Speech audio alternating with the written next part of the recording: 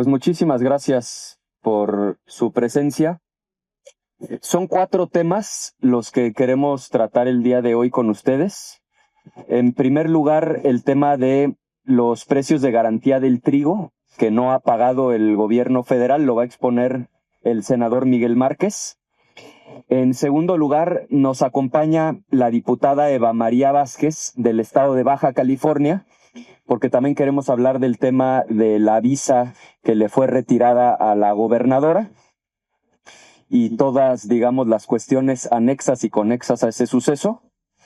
Tercero, el coordinador del grupo parlamentario del PAN en la Cámara de Diputados, don Elías Lisha, va a plantear un tema muy delicado del estado de Veracruz.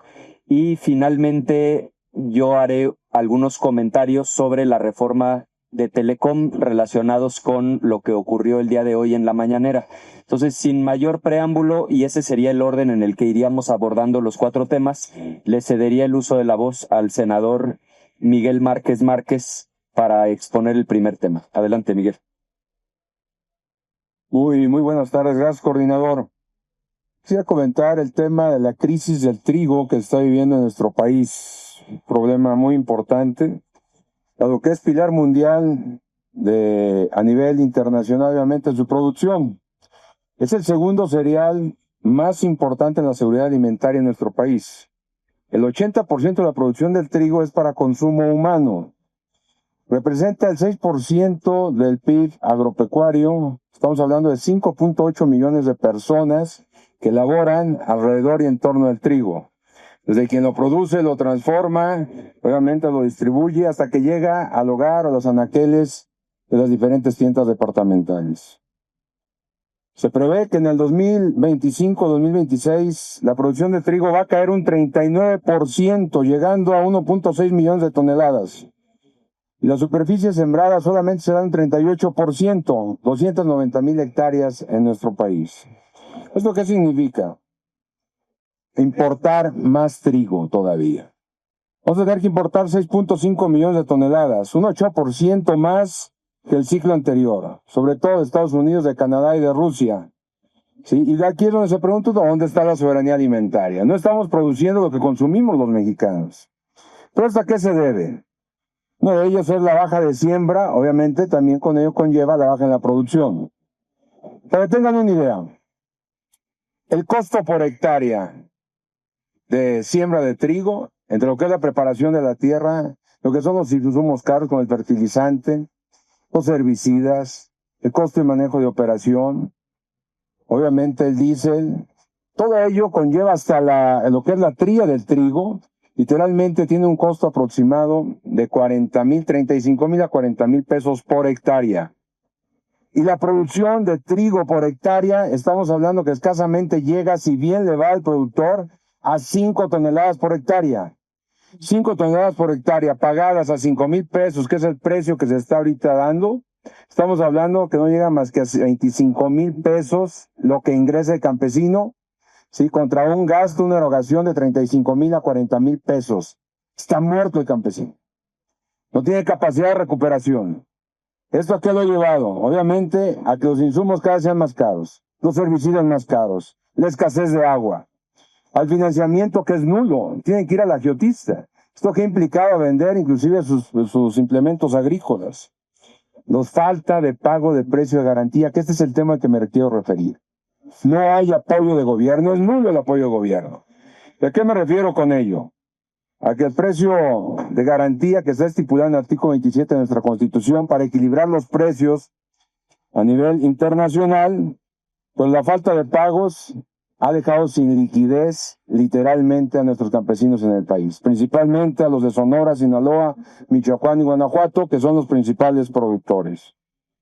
En el caso de Guanajuato, 2,690 productores, sí, entre medianos y pequeños productores, estamos hablando de los grandes, siguen esperando el pago de 137,000 toneladas.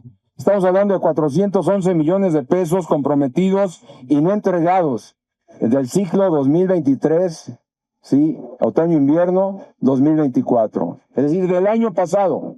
No se les ha pagado un centavo. Yo tengo entendido que en el caso concreto de Sonora, Sinaloa, ya empezaron a pagarles y ya van consolidando el pago a los mismos campesinos, hasta un 80%. Pero aquí para los de Guanajuato, más de un año sin pagarles. Yo espero que no sea un tema de carácter político, porque el campo no obedece a intereses políticos, obedece a la producción.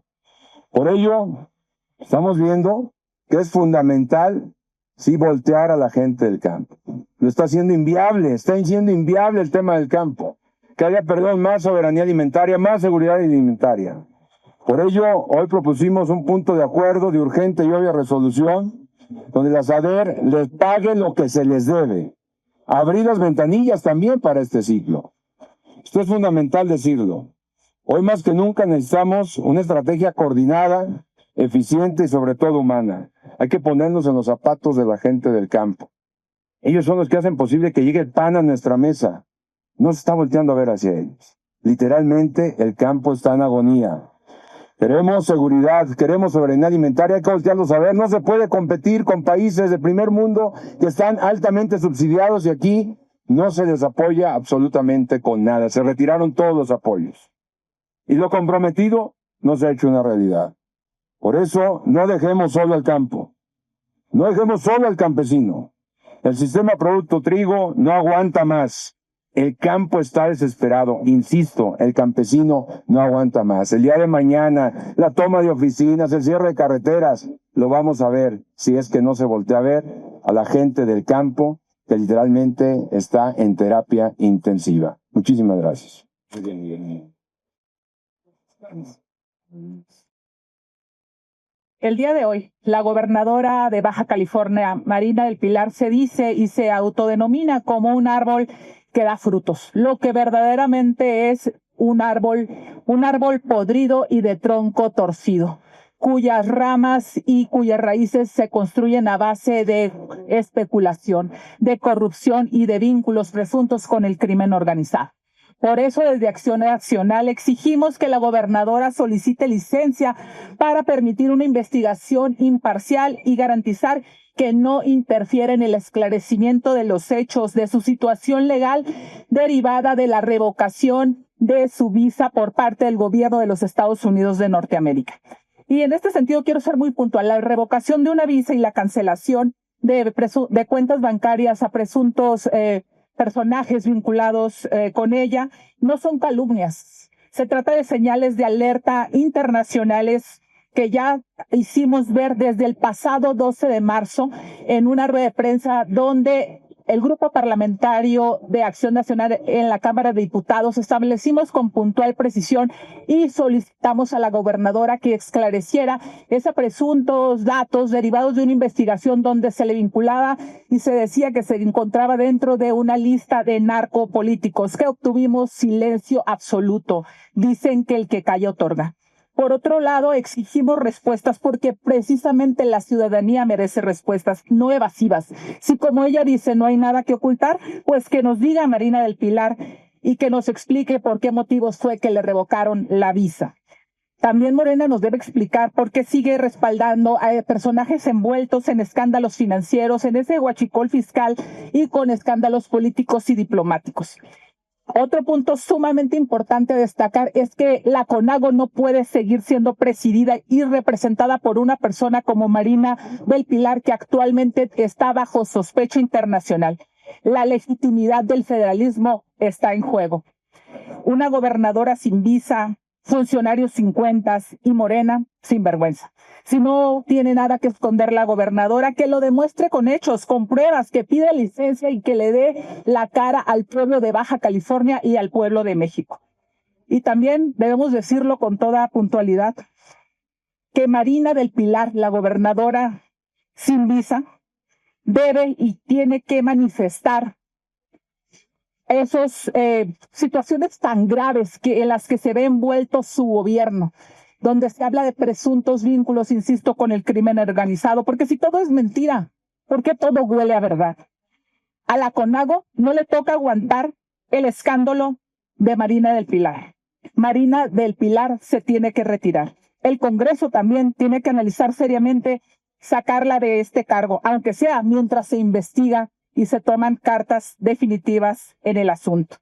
no puede seguir despachando desde el gobierno del estado de Baja California. Por otra parte, la revocación de visas por parte del gobierno de Estados Unidos y la cancelación de cuentas bancarias por sospechas de lavado, pues nos hablan de señales de otro nivel. No estamos hablando de temas de carácter privado como lo ha pretendido hacer, sino totalmente de carácter público.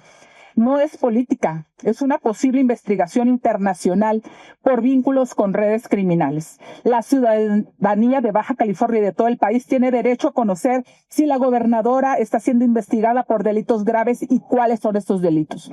La opacidad institucional ya no es una opción. Si no se informa al respecto, entonces se está encubriendo. Otro tema que es fundamental, pues es justamente ese cómplice silencio desde gobierno, desde el Ejecutivo, desde el propio partido de Morena. Morena protegió y promovió a quienes hoy están en el centro del escándalo. Su silencio, hay que decirlo como es una forma de complicidad. Si no exige transparencia, Morena será responsable de mantener una red de impunidad en Baja California. Y no es válido de ninguna manera, insisto, y perdón que sea tan reiterativa, que se diga que se trata de ámbito privado. No, la investidura de la gobernadora, la gobernabilidad en Baja California está en juego, en un ambiente donde el crimen ha tomado en sus manos a toda la entidad, donde lo que prevalece son desapariciones forzadas, donde lo que prevalece también tiene mucho que ver con ese desorden desde el propio gobierno y la intromisión del crimen en la gobernanza del Estado.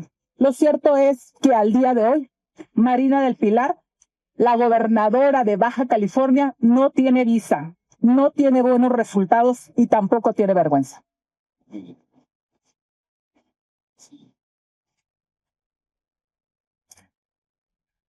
Muy buenos días a todas y a todos. Lo que estamos viendo en todo el país, a lo largo y ancho, en los gobiernos de Morena, no son casos individuales, no son casos aislados, más que asuntos individuales. Estamos viendo los síntomas de un sistema enfermo de complicidad y de un oficialismo que, lejos de proteger los intereses de la ciudadanía, está esforzándose permanentemente por protegerse a sí mismo.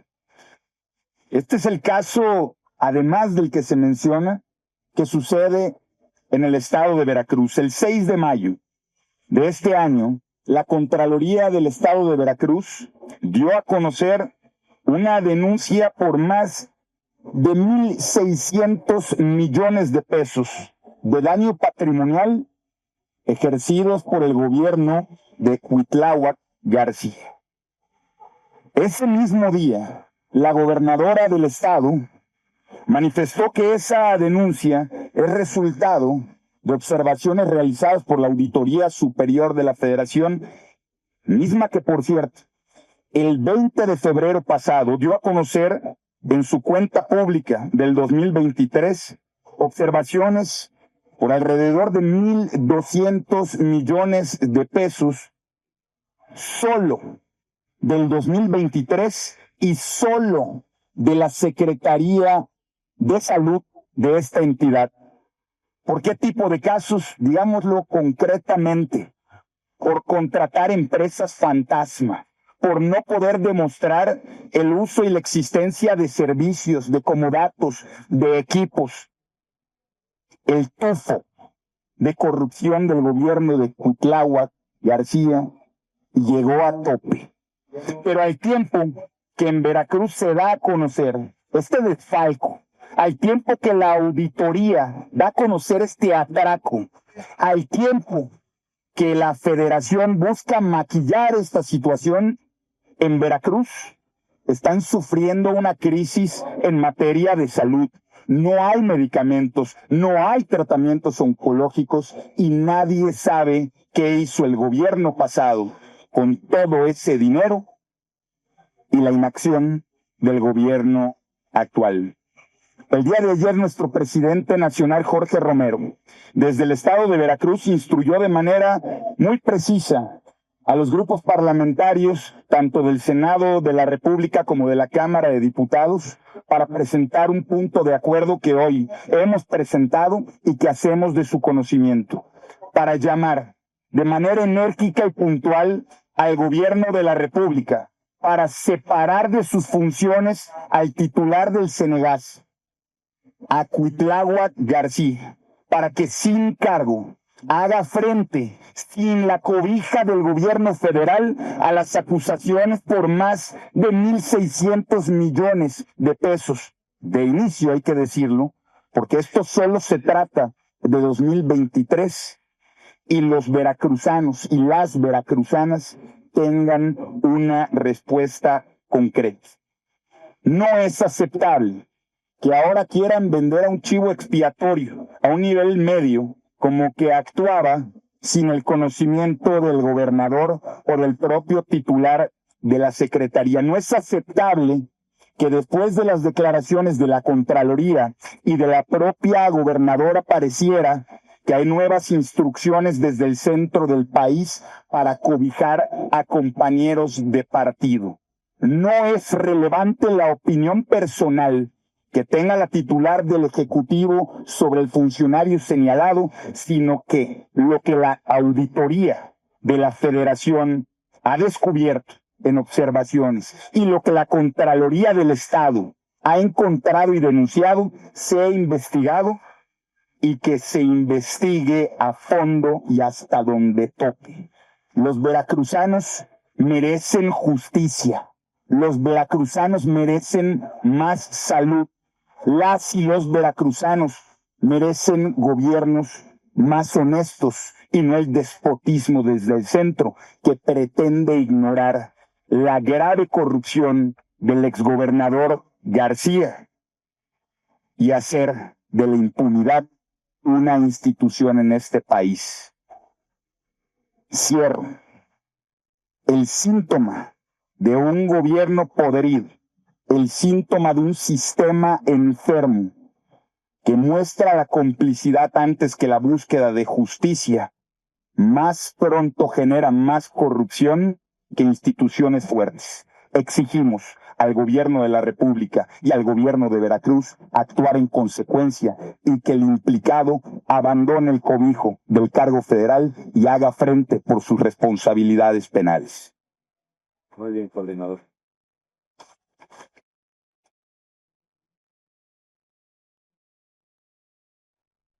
Sobre lo que quienes me antecedieron en el uso de la voz han señalado, quisiera hacer un par de comentarios y después me referiré al tema de telecomunicaciones.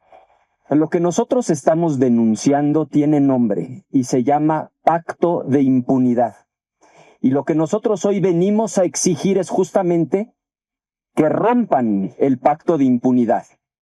Por un lado tenemos una gobernadora a la que le han retirado la visa, no ha querido transparentar las razones, pero diversos medios de comunicación han dado cuenta de que tiene que ver con vínculos con el crimen organizado, particularmente con el dinero del huachicol fiscal que después estuvieron lavando en cuentas estadounidenses.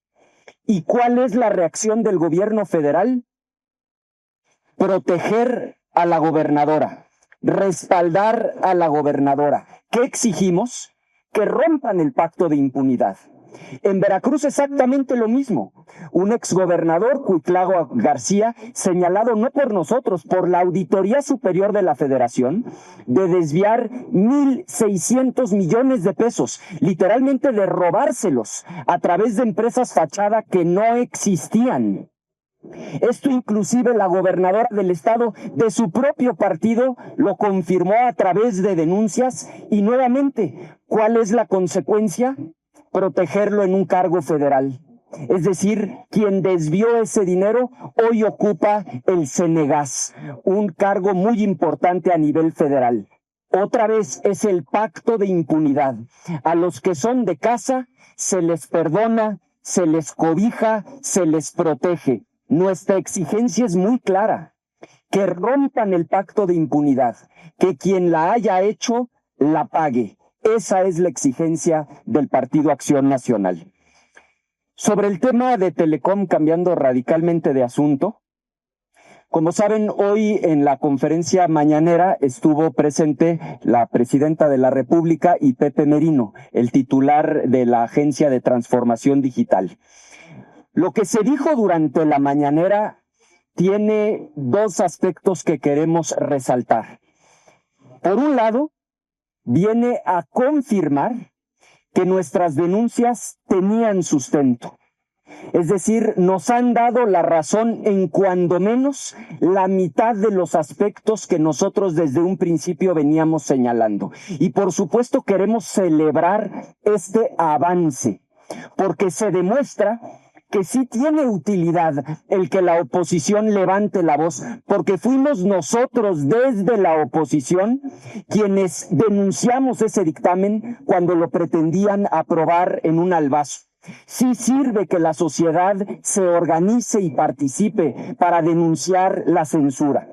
Celebramos que hay avances, pero al mismo tiempo tenemos que señalar que lo que hoy se dijo en la mañanera se queda corto.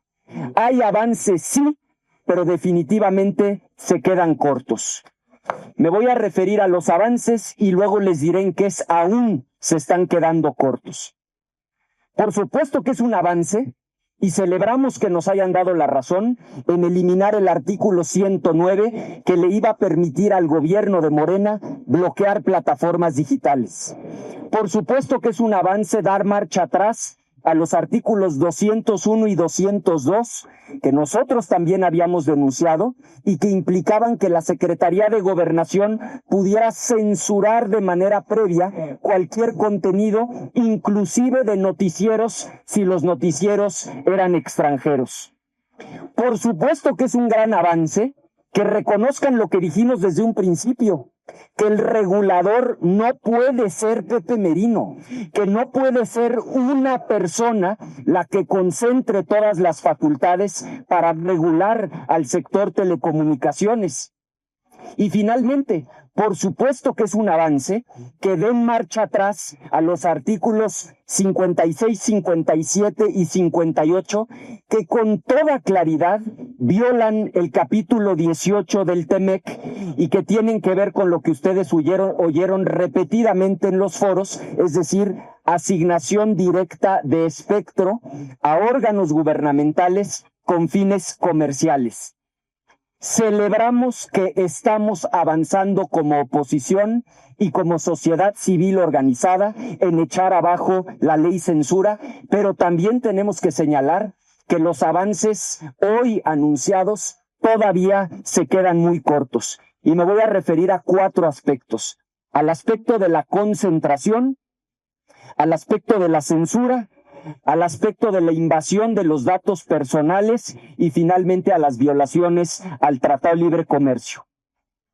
Qué bueno que reconozcan que no puede ser una persona la que concentre todas las facultades para regular al sector telecomunicaciones, pero definitivamente su propuesta de un órgano desconcentrado de la misma Agencia de Transformación Digital se queda muy corta.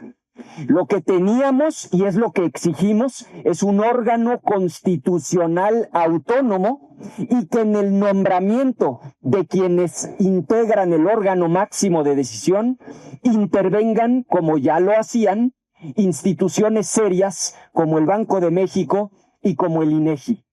¿Es un avance que reconozcan que no puede ser unipersonal? Sí. ¿Estamos de acuerdo en que sea un desconcentrado de la agencia? No. Nos parece que se queda todavía muy corto. Segundo, la censura. Como ya lo dije, claro que es un avance que eliminen el 109, pero no se pronunciaron sobre el artículo 8, fracción 62, que les permite, fíjense qué grave, ordenar la suspensión inmediata de las transmisiones. Lo mismo van a encontrar en el artículo 184. Hay avances, pero se sigue quedando corta esta ley y hoy sigue censurando. Tercero, sobre el tema de datos personales, y no vamos a quitar el dedo del renglón. Artículo 8, fracción 64. quieren crear un registro de usuarios de telefonía móvil cuando esto ya lo había declarado inconstitucional la Suprema Corte de Justicia de la Nación en 2022. No estamos de acuerdo en que el gobierno tenga acceso a nuestros datos personales y que inclusive se abra la puerta para que el gobierno pueda espiar el contenido de los teléfonos móviles de cualquier ciudadana o ciudadano. Y finalmente, las violaciones al TEMEC. Qué bueno que ya eliminaron o están dispuestos a que se eliminen 3 artículos, pero si ustedes revisan el capítulo 18, particularmente el 18.17 del TEMEC, es clarísimo nuestro compromiso. El órgano regulador tiene que ser independiente, y subrayo la palabra independiente. Un órgano desconcentrado, como lo plantearon hoy en la mañanera, no cumple con este requisito. Es más, vean cómo sucede con nuestro propio socio comercial, que es Estados Unidos. Allá el regulador es la FCC y no está adscrita a ningún departamento, a ninguna secretaría. Aquí pretenden adscribirlo a la Agencia de Transformación Digital y no le reporta al Ejecutivo, le reporta directamente al Congreso. A eso nos comprometimos cuando firmamos el Tratado de Libre Comercio. En resumen, celebramos los avances que hasta ahora hemos logrado para echar abajo la ley censura, pero definitivamente lo que hoy en la mañana se planteó representa avances, pero se queda corto. Estamos a sus órdenes para preguntas sobre cualquiera de los temas planteados y pues nos iremos intercalando dependiendo del tema. Esta ronda de preguntas y respuestas con Diana Benítez del Financiero. Buenas tardes, legisladores. Mi pregunta sería para usted, coordinador Ricardo Anaya. Hace rato la senadora Carolina Villano decía que ellos, como bancada del PRI, están analizando presentar una contrapropuesta a la reforma a la ley de Telecom y que estarían platicando o ya están platicando con la oposición. La bancada del PAN estaría en ese sentido también alistando su propia propuesta o en conjunto con las bancadas de oposición. Ese es un punto muy importante. Lo que vimos hoy en la mañana por parte de Pepe Merino y de la presidenta, pues es una presentación de PowerPoint. Y lo que se vota en el Congreso mexicano no son presentaciones de PowerPoint. Aquí se votan dictámenes. Entonces nosotros, por supuesto que estamos trabajando en una propuesta concreta a nivel de dictamen para resolver justamente estos 4 aspectos que nos parecen por mucho los más problemáticos. Los recapitulo rápidamente. 1, el tema de la concentración. 2, el tema de la censura que sigue presente. 3, la violación de los datos personales. Y 4, las violaciones al Tratado de Libre Comercio. Entonces, respuesta sí, estamos trabajando en un documento y nosotros, por supuesto, nos vamos a concentrar en un dictamen, no en un PowerPoint como lo presentaron el día de hoy en la mañanera. Gerardo Segura de Azteca Noticias. Sí, senador, ¿no sería mejor que retiraran esta propuesta de manera total, absoluta, porque está plagada todos los artículos de censura, prácticamente en todos los artículos? ¿No sería mejor que la retiraran y que construyeran una con ustedes en consenso, como se hicieron anteriores en otros gobiernos, que la fueran construyendo con ustedes? ¿Por qué?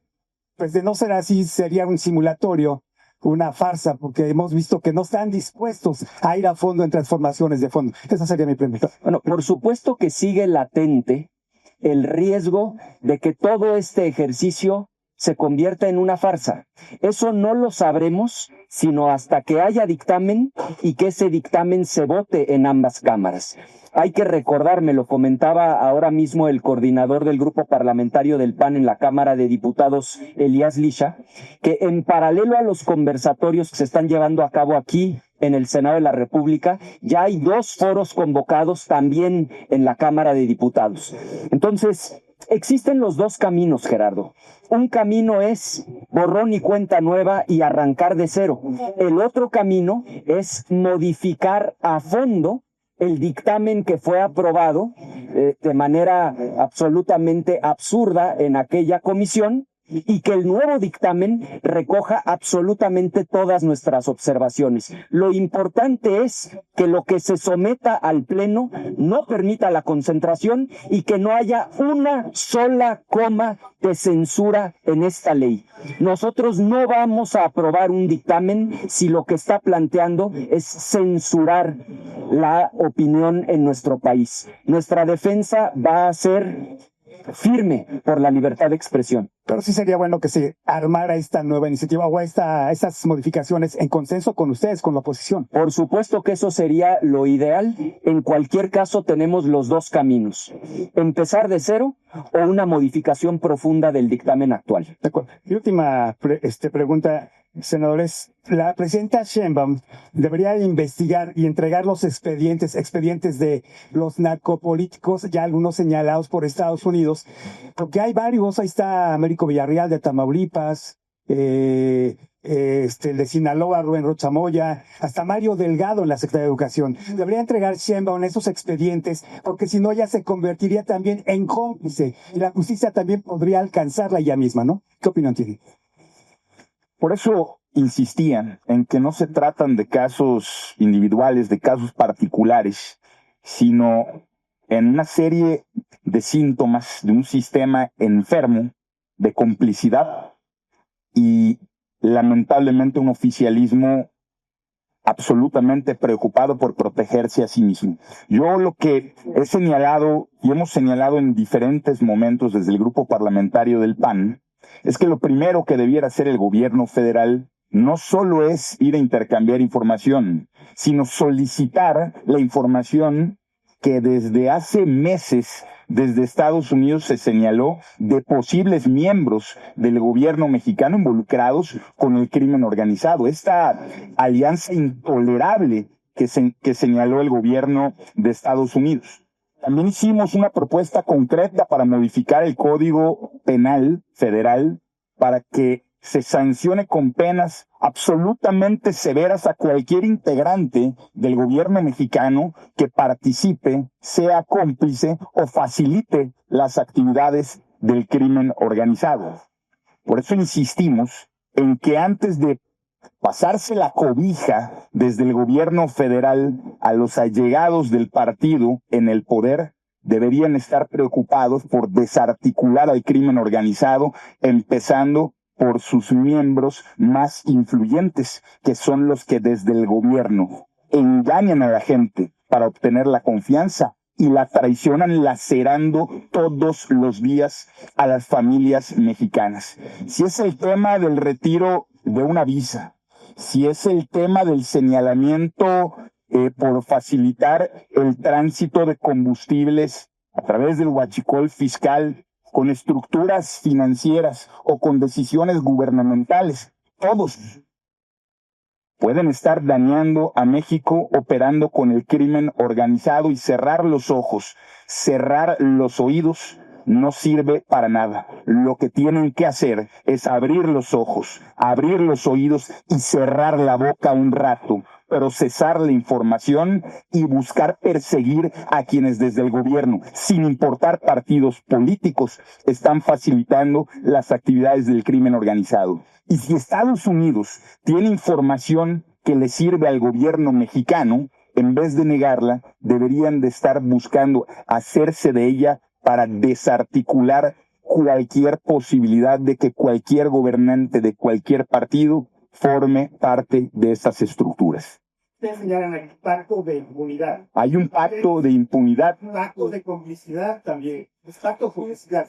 Sheinbaum podría ser cómplice si no actúa en contra de esto. La impunidad es consecuencia directa de la complicidad que se da desde el gobierno. Fernando Moctezuma, de Síntesis Legislativa. Hola, Fernando. Buenas tardes. Diputado, aprovechando que ya estás en el atril, ¿qué esperar de este eventual periodo extraordinario que ha anunciado el oficialismo? Eso por un lado, y por el otro, para el senador Anaya, ¿qué podríamos esperar o qué debería suceder con este dictamen? No, todavía no es dictamen, ¿verdad? Me parece. Con este dictamen, en el sentido de celebran ya las modificaciones alcanzadas, sin embargo, bueno, hablas de que todavía hay distintos baches. Entonces, ¿qué deberíamos esperar que suceda en estos conversatorios? Gracias. Perdón, Fernando, nada más te consulto. Cuando te refieres a qué esperar del periodo extraordinario, ¿te refieres a los temas en agenda o en las ilusiones legislativas? Eso no te lo puedo contestar yo. Bueno, es que, a ver, acuérdense que cuando ellos se quedan sin respuesta, me refiero a los legisladores del oficialismo, se inventan en las declaraciones de cada semana un nuevo tema. Francamente, por la honestidad y la transparencia de tu pregunta, te contesto con la misma franqueza. Yo creo que ni ellos saben qué le van a meter al periodo extraordinario. Entre los temas que se han barajeado está la reforma en materia de telecomunicaciones, que en un momento más responderá nuevamente el senador Ricardo Anaya. Dentro de esas posibilidades están las dos reformas en materia de seguridad, es decir, la de seguridad y la de inteligencia. Pero recuerda que ambas estuvieron enlistadas por lo menos 4 semanas consecutivas para el Pleno en la Cámara de Diputados, y sorpresivamente siempre no. Y el tema que se decía en ese momento, y lo digo con la misma franqueza, era que habían propuestas del grupo parlamentario del Partido Acción Nacional que estaban siendo analizadas, como limitar el acceso a datos biométricos, CURP, entre otras, y que estaban en un diálogo con nosotros. Lo cierto es que hace más de un mes que no dialogamos sobre el tema. Si tú me preguntas, dentro de la ilusión, yo esperaría que tengamos reformas en materia de seguridad que protejan a los ciudadanos, protejan sus datos personales y articulen de una vez por todas la estrategia de seguridad del gobierno federal en una estructura legal. Porque si en algo no vamos a escatimar en el Partido Acción Nacional, es en que el gobierno tenga las herramientas necesarias para no tener pretextos en materia de seguridad. Pero como estos 3 temas, Fernando, al menos diversos integrantes del régimen han mencionado por lo menos otras 8 o 9 reformas, yo estimo que por lo menos la de telecomunicaciones es a la que más prisa le están poniendo, porque con la misma prisa, como ha dicho el senador Anaya, han admitido, entre otras cosas, que el pretexto que decían sus voceros de que el 109 no era para censurar, sino para temas fiscales, pues resultó que sí era para censura, y gracias a la advertencia que hicimos desde el PAN y desde la sociedad civil, en conjunto y a una sola voz, hemos logrado que se retire. Eso habría que preguntárselo a Morena. Yo creo que todos los días cambian de prioridad. Están tratando de ver si le atinan a la prioridad que les dicten desde el Ejecutivo. Igual y quien le atine se lleva premio. Respondo de manera muy breve. Están pendientes todavía 2 foros en la Cámara de Diputados y 3 eventos como parte del conversatorio aquí en el Senado de la República. Tenemos el día de mañana, el martes que entra, el jueves siguiente, y lo que seguiría sería técnicamente la redacción de una reserva, porque como ya existe un dictamen, más que hacer un nuevo dictamen, lo que se tiene que hacer es una reserva enorme que prácticamente implicará rehacer el dictamen, y en caso de que se recojan efectivamente todas las cuestiones que hemos venido señalando como necesarias para acabar con la censura y garantizar la libertad de expresión, pues nosotros lo estaremos apoyando. De lo contrario, seguiremos señalando el intento de censura del gobierno. Y en caso de que exista un acuerdo, bueno, pues habría posibilidad de que el tema fuera incluido en el próximo periodo extraordinario, como ya comentó el coordinador. Adrián Ojeda, de CCO Noticias. Buenas tardes, legisladores. Mi pregunta es para el senador Márquez, la diputada Eva, y para usted, senador. Al senador Márquez, ¿qué se puede hacer y cómo Acción Nacional puede acercarse a los campesinos a darles una luz, porque ahorita está, como usted dijo, en terapia intensiva. El campo en todo, no nada más en el trigo, en varias áreas está hundido.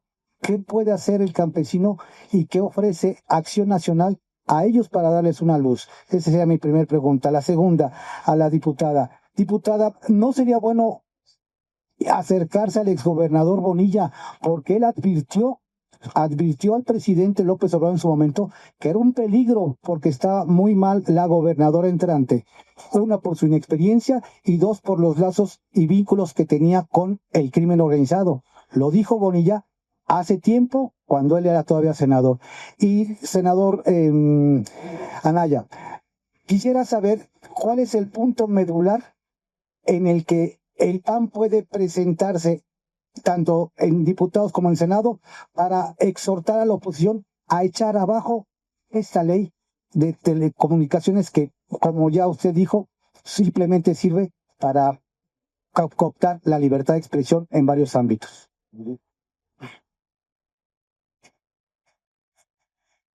Mira, lo que tenemos que hacer es que se cumpla lo que está establecido en la ley, en la Constitución. En el último párrafo del artículo 27 constitucional deja de manera muy clara los precios de garantía, donde en la SADER, concretamente en Segalmex, ya tienen un presupuesto asignado para ello, y son para algunos granos básicos, dentro de ellos el trigo, como bien lo mencionaba. Es el segundo cereal más importante de consumo aquí en nuestro país. Está pagando ahorita comercialmente a 5,000 pesos aproximadamente, cuando el precio de garantía es de 7,500 pesos. Entonces tienen que depositarle a estos miles de campesinos esos 2,500 pesos que son de ellos y que se los deben, que están registrados, que los tienen anotados. Entonces lo que tienen que hacer es urgentemente, ¿sí?, pagarle literalmente a todos esos campesinos lo adeudado del año pasado. Y por otro lado, abrir ventanilla para que también desde este año, en este ciclo, donde ya está trillando, ya está cosechando, se abra la ventanilla para que se anote el número de toneladas por cada campesino producidas para que sea posteriormente el próximo pago. Entonces, ¿qué es lo que tiene que hacer el gobierno federal? Pagar lo que está establecido en la Constitución. Muy buenos para subir toda la Constitución, garantizar todos los derechos habidos y para ver, pero malos para pagar. Y ahí está la muestra. Ahí está la muestra, el campo ya no aguanta más. Fíjense, el kilo de tortilla de harina, por ejemplo. Ahorita pasé hace rato aquí al Oxxo. 333 gramos te cuesta 22 a 25 pesos. El precio de la tortilla de harina. Si lo multiplicas por un kilo, aproximadamente son 80 pesos más o menos. El kilo de tortilla de harina. ¿Qué tendría que hacer el campesino para comprar un kilo de tortilla de harina? Tendría que estar literalmente, estamos hablando que son aproximadamente 8 kilos de trigo, venderlo para comprar 1 kilo de tortillas para su familia. Está tronado. Si le cuesta producir 40,000 pesos, si la hectárea, de trigo, y solamente recibe 25,000 pesos, que es el precio comercial, y no recibe ese precio de garantía, está muerto el campo. Por eso vamos a tener que importar más trigo el próximo año. Va a haber menos superficie cultivable de trigo. Vamos a depender cada día más del exterior. Entonces el campesino está destinado a morir. La cebolla, ya no te digo otra cosa, sale más caro cosecharla. Ya la están dejando en el barbecho, la están literalmente barbechando. Ahí se está quedando. El maíz igual. Ya lo vimos, somos deficitarios. Más de la mitad del maíz que consumimos en este país se tiene que comprar del extranjero.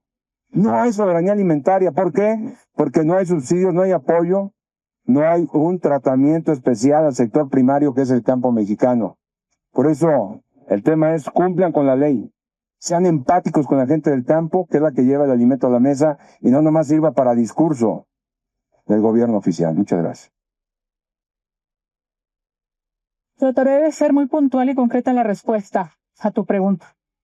Al día de hoy, La postura es muy clara de Acción Nacional. Nosotros presentamos un punto de acuerdo con estas exigencias que además hacemos propias, por supuesto, pero que representan la exigencia de la ciudadanía en Baja California y en todo el país. Requerimos que la gobernadora Marina del Pilar no pueda continuar bajo ese encargo, que pida licencia, que no mantenga su presidencia en la CONAGO, que dé las explicaciones debidas y sobre todo no puede estar presidiendo las mesas de seguridad. El pueblo de Baja California requiere, exige y se merece respuestas en un clima tan grave que estamos viviendo de ingobernabilidad. Requerimos que se recupere la credibilidad en las instituciones y la confianza en la postura que en su momento pudiera o no, o el acercamiento o no que pudiera darse con el gobernador Bonilla. Creo que pues él si tiene algún elemento o argumento que vertir, que lo haga. Nosotros estamos haciendo lo propio desde el Grupo Parlamentario de Acción Nacional, desde el propio Instituto Político, y es a lo que nos estamos enfocando, hacer la voz de la ciudadanía que exige resultados, respuestas y sobre todo la puntual atención a los problemas que mayormente aquejan a Baja California. Gracias, Adrián. De manera muy puntual, como lo hicimos desde el principio y va a ser nuestra posición hasta el día en el que se esté votando en el Pleno, estaremos en contra de cualquier forma de censura y defendiendo la libertad de expresión. Esa va a ser la brújula que va a orientar nuestro trabajo de aquí a que el asunto se vote en el Pleno. La penúltima pregunta es de Margarita Nicolás, de Cadena Raza. Adelante. Sí, gracias. La primera para la diputada Eva, preguntarle si ya han pensado que si no pide licencia a la gobernadora de Baja California, ¿qué va a pasar con el esposo? Porque hasta donde sabemos tiene un cargo honorario. Entonces, ¿pedirían que lo destituya de ese cargo o cómo le van a hacer pues, para que él no tenga presencia en el gobierno? Y también al senador Márquez, ¿cuáles son las consecuencias, senador, de esta crisis del trigo en nuestro país? Porque sabemos que en el norte es el mayor consumidor de la harina de trigo. Entonces, ¿qué va a pasar? Y también sabemos que que si hay un grano que necesita agua, pues es el trigo para su cultivo y están en sequía. ¿Cómo hay que hacer para proteger a los campesinos y la producción de este grano?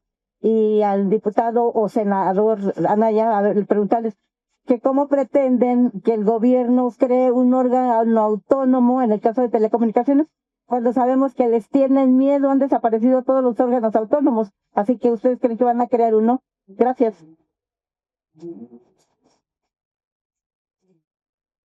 Primero que todo, es decirles y recordarle a todo el pueblo de México que la gobernanza y la responsabilidad del cargo de primer mandataria en Baja California, pues reside precisamente en la persona de Marina del Pilar Ávila. Ella es quien tiene que darle la cara al pueblo de Baja California, responsabilizarse por todo este desorden que se vive en la entidad y sobre todo pues dar cuenta clara de explicaciones, información y demás en torno a esta revocación de la visa y en torno a todo el desorden que prevalece en el estado. Cualquier cosa que derive de esta situación es su responsabilidad y es ella, insisto, quien debe dar la cara.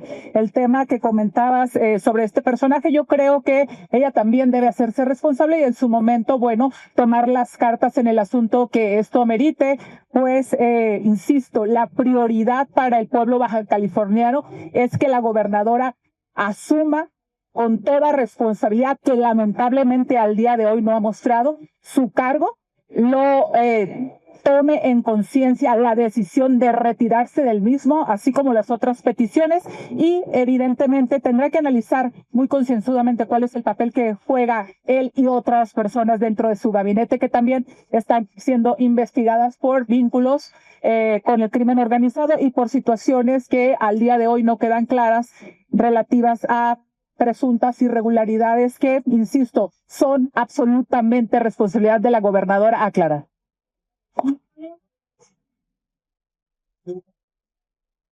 Puedo más comentar, es muy clara la premisa. Si no se tiene precio en tu producto, literalmente desalientas a la producción en el próximo ciclo.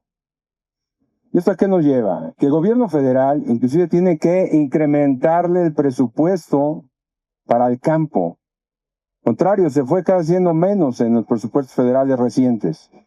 Se requiere más presupuesto ¿para qué? Para tecnificación agrícola, en el uso de riego agrícola. Hay que ahorrar más agua. Necesitamos meterle tecnificación. Mecanización agrícola de punta. Requeríamos sobre todo mecanización agrícola con alta tecnología. Es importantísima tenerla ya. Financiamiento rural. No hay financiamiento rural. Se acabó la financiación rural. Tienen que ir con los agiotistas. Realmente están a merced, ¿sí?, de pedir préstamos que el día de mañana se convierten en impagables. Y cuarto, los subsidios, que sean garantes, que se les entreguen a tiempo, que el mecanismo de entrega de los subsidios sea verdaderamente, sí, transparente, a tiempo y le llegue a los productores de manera directa. Esto es fundamental. Y hay otro tercero. Hay mucha duda, sobre todo en el tema de lo que son la energía, en el costo sobre todo de la extracción de agua. Sí, mucho tema de la regularización de los pozos agrícolas está en veremos, está en transición en la Conagua. Y a muchos de ellos, sí se les está cobrando la energía como si fuera comercial y esto lo hace imposible para el campesino. Es otro problema muy serio que está teniendo. Entonces tiene que regularizar también ahí la transmisión de derechos, las concesiones, que es fundamental para darle certeza al campesino en la extracción de agua. De otra forma, si le quitan el subsidio de la cuota energética, literalmente no tiene razón de ser producir. Es inviable. Entonces el campo necesita apoyo, necesita financiamiento, necesita recursos, pero sobre todo necesita que se le pague lo que se les debe. ¿Sí? Precio en sus productos. Yo creo que ahí está la gran oportunidad para seguir compitiendo, porque en otros países, en Europa, en Estados Unidos, los subsidios son inmensamente mayores y no podemos competir contra ellos así. Hoy no hay programas para el campo, lamentablemente, sale de fertilizantes, que no es el mejor y llega a destiempo. Muchas gracias. Ya fue la última, ¿verdad? Sí. No, me refería a que si había sido la última pregunta, pero creo que todavía falta una más. Entonces, respondo los órganos autónomos por dos razones, Margarita.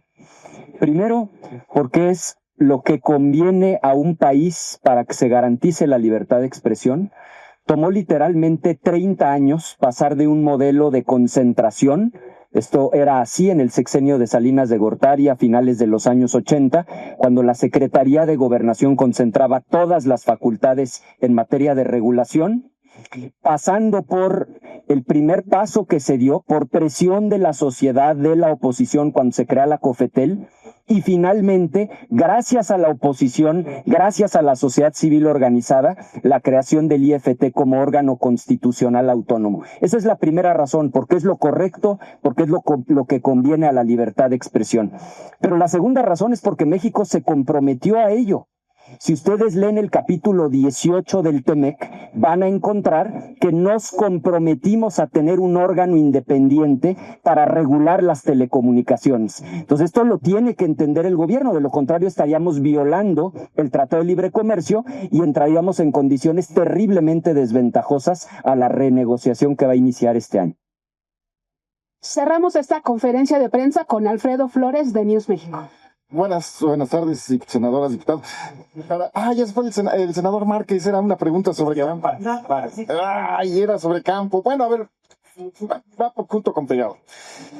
En esta situación, no es la primera queja que hay sobre el tema en este caso es el trigo. Hace como 15 días allí en Cámara de Diputados llegaron muchos campesinos de Durango de que no les habían pagado también el precio de garantía.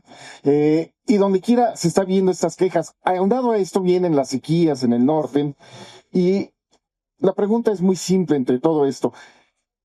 Como se ha importado más granos y más cosas del extranjero, ¿no habrá alguien oculto ahí atrás, alguien perverso para que sea el que esté concentrando, siendo el intermediario para todas estas importaciones de alimentos? Y de ahí, por eso también, desde el sexenio pasado se ha estado aniquilando el tema de la soberanía alimentaria. Y la segunda pregunta es, todos estos recursos que están desviando a las obras, por ejemplo, vuelve a inaugurar trenes, Claudia, y todo esto, pero no vemos que se esté arreglando el tema del agua. Cutzamala se está secando, en el norte las presas están secando, mandan videos los ganaderos de Chihuahua y Coahuila de que se está muriendo el ganado por la sequía, en el sur lo mismo. En lugar de estar gastando este dinero en obras de trenes y cosas así, ¿no se puede invertir en el agua? Esas serían las dos preguntas.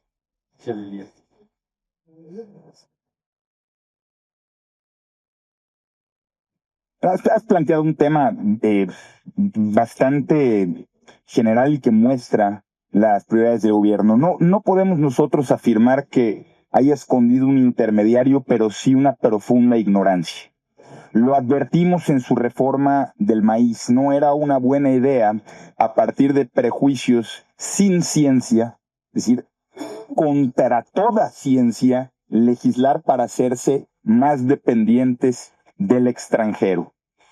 La insensibilidad que han demostrado a lo largo y ancho del país, por ejemplo, en materia de agua, no solo se muestra en lo que señalas, sino en la falta de prisa, ahora sí, para legislar en la materia y en lo que ya han señalado en estados del norte, como en tiempos recientes nuevamente se regala el agua de las y los mexicanos a nuestros vecinos del norte, pasándose por encima cualquier prioridad nacional. Y respecto a lo de los pagos, lo único que está claro es que estos ya no son mala paga, simplemente no pagan.